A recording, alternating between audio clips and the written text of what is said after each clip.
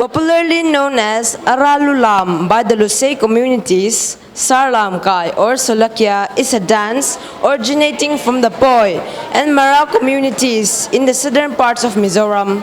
When wars were fought between the tribes, the victors performed ceremonies to proclaim dominance over the vanquished souls to remain their slaves even in death.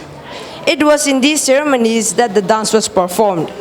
No songs are sung, and only gongs and drums are used to make beats. Here are the class 6, 7, and 8 students with Sarlamkai.